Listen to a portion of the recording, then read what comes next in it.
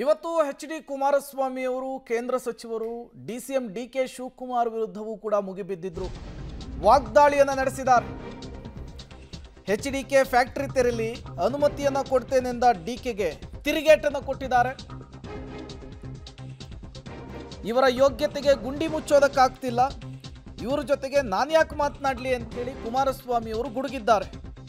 ಡಿ.ಕೆ. ಎಷ್ಟು ಕಾರ್ಖಾನೆಯನ್ನು ತಂದಿದ್ದಾರೆ, ಎಷ್ಟು ಸೊಸೈಟಿಯನ್ನು ನುಂಗಿದ್ದಾರೆ, ಧಾರಾವಾಹಿ ತರ ಪಟ್ಟಿ ಬಿಡ್ತೇನೆ ಅಂತ ಹೇಳಿ ಎಚ್.ಡಿ. ಕುಮಾರಸ್ವಾಮಿ ಅವರು ಸವಾಲು ಹಾಕಿದ್ದಾರೆ. ಕೇಂದ್ರದಿಂದ ನಾನು ಯಾಕೆ ಅನುದಾನವನ್ನ ಕೇಳಲಿ, ಜನ 136 ಸ್ಥಾನವನ್ನ ಕೊಟ್ಟಿರೋದು ನಿಮಗೆ ಅಂತ ಹೇಳಿ ಅನುದಾನದ ವಾರ್ ವಿಚಾರಕ್ಕೆ ಸಂಬಂಧಪಟ್ಟಂತೆ ಡಿಸಿಎಂ ಡಿ.ಕೆ. ಶಿವಕುಮಾರ್ ಅವರು ಕಾಂಗ್ರೆಸ್ ನಾಯಕರುಗಳು ಮಾಡ್ತಾ ಇದ್ದಂತಹ ಆರೋಪದ ವಿಚಾರಕ್ಕೆ ಸಂಬಂಧಪಟ್ಟಂತೆ ಎಚ್.ಡಿ. ಕುಮಾರಸ್ವಾಮಿ ಅವರು ತಮ್ಮದೇ ಶೈಲಿಯಲ್ಲಿ ಇವತ್ತು ತಿರುಗೇಟನ್ನು ಕೊಟ್ಟಿದ್ದಾರೆ. ಡಿ.ಕೆ. ಶಿವಕುಮಾರ್ ವರ್ಸಸ್ ಎಚ್.ಡಿ. ಕುಮಾರಸ್ವಾಮಿ ಅವರ ನಡುವೆ ಮತ್ತೊಮ್ಮೆ ಟಾಕ್ ವಾರ್ ಜೋರಾಗ್ತಾ ಇದೆ. ಡಿ.ಕೆ. ಶಿವಕುಮಾರ್ ಎತ್ತಿದಂತಹ ಎಲ್ಲ ಪ್ರಶ್ನೆಗಳಿಗೂ ಕೂಡ ಇವತ್ತು ಎಚ್.ಡಿ. ಕುಮಾರಸ್ವಾಮಿ ಅವರು ಕೇಂದ್ರ ಸಚಿವರು ಉತ್ತರವನ್ನು ಕೊಟ್ಟಿದ್ದಾರೆ. ಇವತ್ತು ನಗರಸಭೆಯಲ್ಲಿ ಏನೇನು ಅವ್ಯವಹಾರಗಳಾಗಿತ್ತು, ಈ ಬೆಂಗಳೂರು ನಗರ ಕುಲಿಗೆಡಿಸಿದ್ರಲ್ಲ, ಇದೇ 99ರಿಂದ ಕಾಂಗ್ರೆಸ್ ಸರ್ಕಾರ ಇತ್ತಾನೆ. ಈ ಬೆಂಗಳೂರು ನಗರ 50 ವರ್ಷದ ಮುಂದೆ ಏನಾಗುತ್ತೆ ಅಂತ ಗೊತ್ತಿರಲಿಲ್ಲ ಇವರಿಗೆ. ಇವರೇ ಅರ್ಬನ್ ಮಿನಿಸ್ಟರ್ ಆಗಿ ಅವ್ರ ಲೆಟರೇಟಲ್ಲಿ ಅಲ್ಲೆಲ್ಲ ಬಳ್ಳಾರಿಲಿ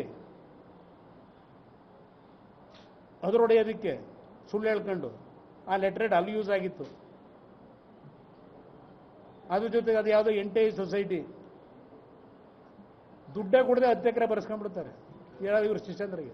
ಈಗ ಅವೆಲ್ಲ ಬೇಡ, ನೆಕ್ಸ್ಟ್ ಅವೆಲ್ಲ ತಂದು ವಿತ್ ಡಾಕ್ಯುಮೆಂಟ್ ಏನು ಬಹಿರಂಗ ಚರ್ಚೆ ಮಾಡ್ತಾರೆ. ಯಾವ ಬಹಿರಂಗ ಚರ್ಚೆ ಇಲ್ಲಿ ಯಾರ ಪಾಪ ಹಿಡ್ಕೊಂಬಂದಿರುವ ಇಷ್ಟು ಕಂತೆ ಈಗ ಏನೇನು ಮಾಡ್ತಾವ್ರೆ ಅಂತ ಹೇಳಿ ತಾವರೆಕೆರೆತ ಬಹಿರಂಗ ಚರ್ಚೆ ಅವ್ರ ಜೊತೆ ಮಾಡೋಕ್ಕಾಗತ್ತ? ಮಾತಾಡೋ ಯೋಗ್ಯತೆ ಇಟ್ಕೊಂಡಿದ್ದಾರೆ ಬಹಿರಂಗ ಚರ್ಚೆ ಅವ್ರ ಜೊತೆಲಿ. ದುಡ್ಡು ಹೊಡೆಯ ಕೆಲಸ ಮಾಡಲಿಲ್ಲ ನಾವು. ಇವತ್ತು ನಗರಸಭೆಯಲ್ಲಿ ಏನೇನು ಅವ್ಯವಹಾರಗಳಾಗಿತ್ತು, ಈ ಬೆಂಗಳೂರು ನಗರ ಕುಲಿಗೆಡಿಸಿದ್ರಲ್ಲ.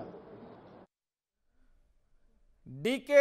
ಎಚ್.ಡಿ.ಕೆ. ನಡುವಿನ ಮಾತಿನ ಸಮರ ಮತ್ತಷ್ಟು ಜೋರಾಗುವಂತಹ ಮುನ್ಸೂಚನೆ ಸಿಗ್ತಾ ಇದೆ. ಆಗಾಗ ಇಬ್ಬರ ನಡುವೆ ಮಾತಿನ ಕಾಳಗ ಆಗುತ್ತೆ, ಮತ್ತೆ ಅದು ತಣ್ಣಗಾಗ್ತಿತ್ತು. ಈಗ ಮತ್ತೊಮ್ಮೆ ಡಿ.ಕೆ. ಶಿವಕುಮಾರ್ ಎತ್ತಿದಂತಹ ಪ್ರಶ್ನೆಗಳಿಗೆ ಎಚ್.ಡಿ. ಕುಮಾರಸ್ವಾಮಿಯವರು ಉತ್ತರ ಕೊಡುವಂತಹ ಕೆಲಸವನ್ನು ಮಾಡಿದ್ದಾರೆ.